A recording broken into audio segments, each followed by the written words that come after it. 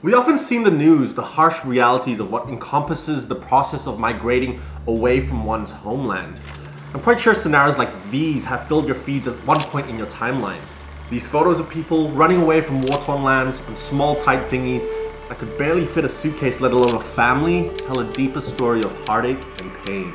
But instead of focusing on the extreme, in this video I want to dive into my story as a first-generation migrant. In fact, migration actually happens more often than you think. That colleague with an accent different from yours, where do you think they learned to speak like that? If you look closely at the data, migration happens in so many facets of our life that we often aren't even aware of the many reasons why someone would choose to migrate besides escaping a life of danger. From my own experience, these reasons could range from an economic or individualistic standpoint, such as oppression within a country, international opportunities, or even simply put, falling in love. Although I am one of the lucky ones who has not come from a place ridiculed by death and war, I personally am no stranger to the concept of uprooting from a country politicized by religion and oppression. Since accepting the truth about my own sexuality, I've spent a greater part of a decade trying to figure out how to build a future worth living outside the clutches of a country that could, at any given time, criminalize my very existence.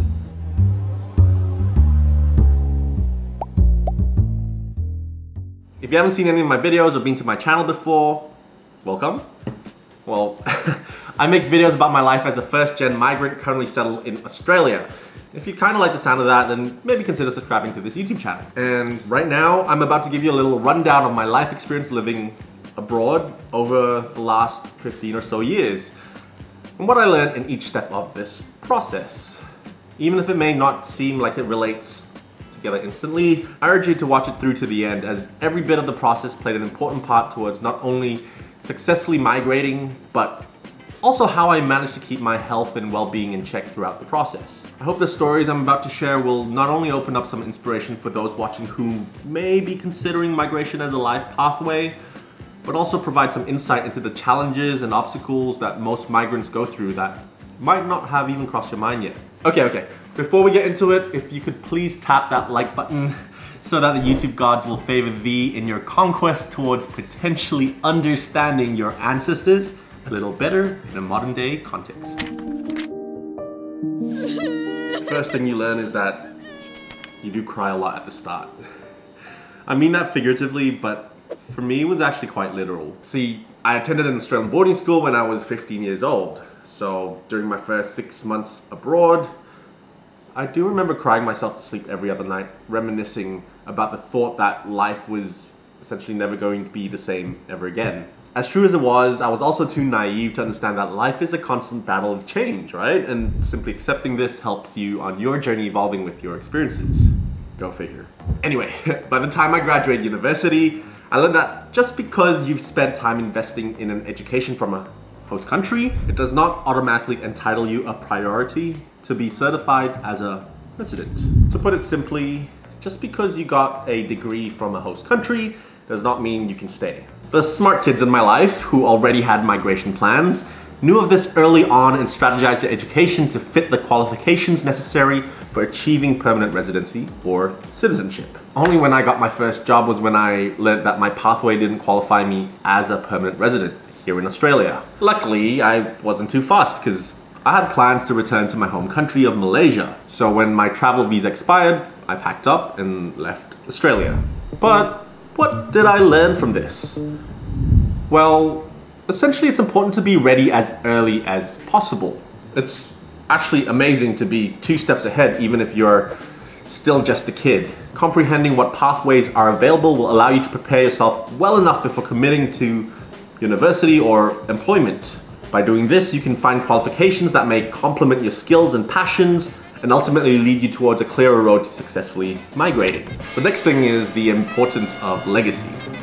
Upon coming out to friends and family, I also started thinking about the idea of migrating away from Malaysia. I obviously didn't want to stick around long enough to find out if the penal code in Malaysian law was going to affect me directly. Bye Felicia! Through a travel experience a few years prior, I actually met a person that ended up being my first ever boyfriend. He was open to the idea of me moving in with him, with the only caveat being I moved to Texas. in the USA, where he lived. I mean, if this story doesn't already scream red flags, then hooey! Anyway, at this point, I knew we could elope or get married, so any shadow of migrational doubt was already provided with that safety net. But what entailed a potential, Disney ending was also scarred with the most prolific learning experience of my life as a migrant. See, I always prided myself to be quite the lone wolf.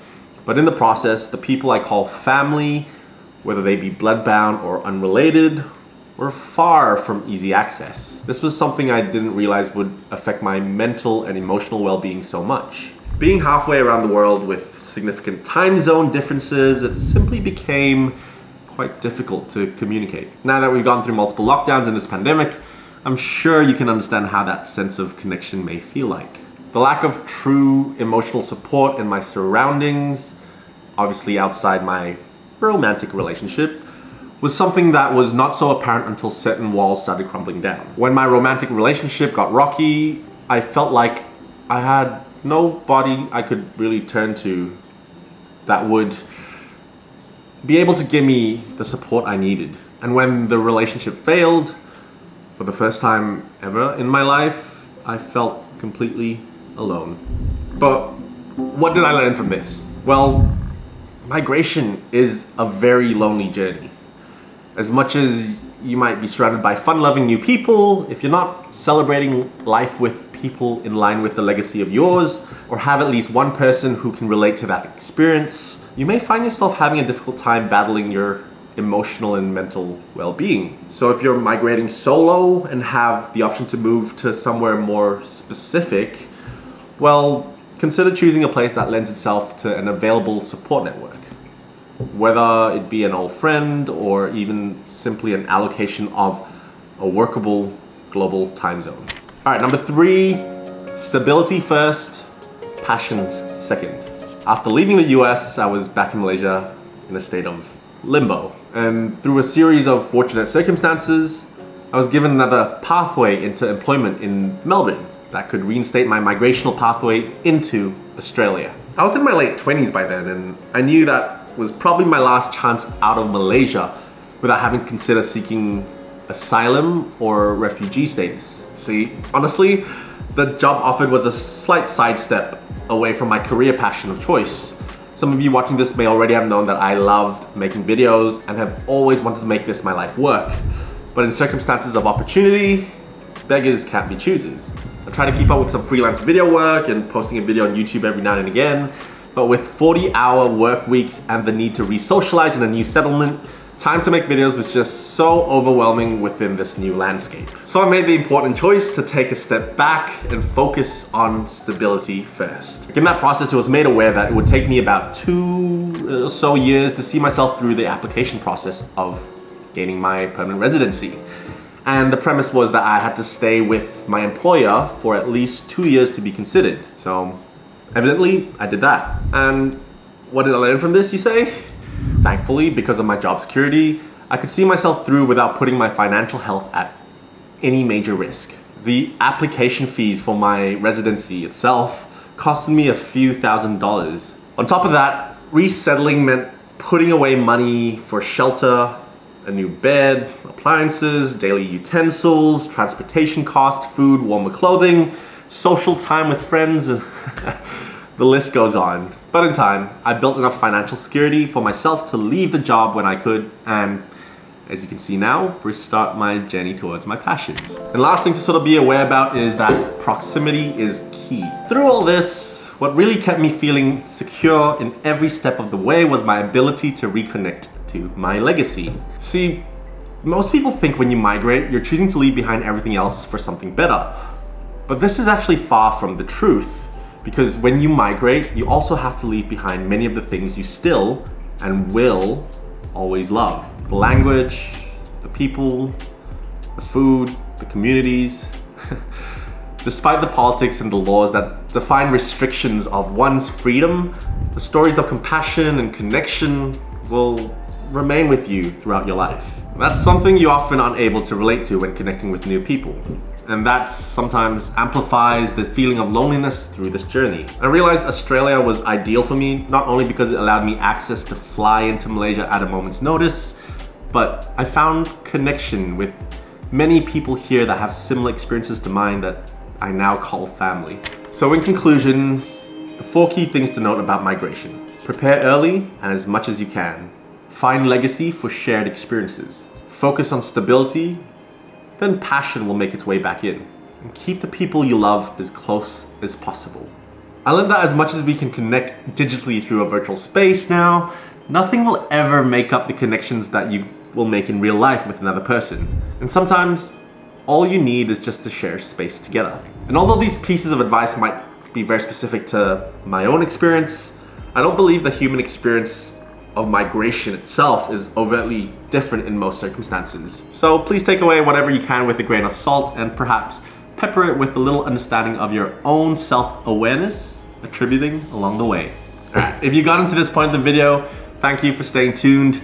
Remember to tap the like button before you go and check out this video if you want to learn about the different pathways of migrating to Australia. And until next time, I'll leave you with this question. When was the last time you asked your friends, parents, or grandparents about their migrational journey? I hope this video helps you empathize with them too. Love ya.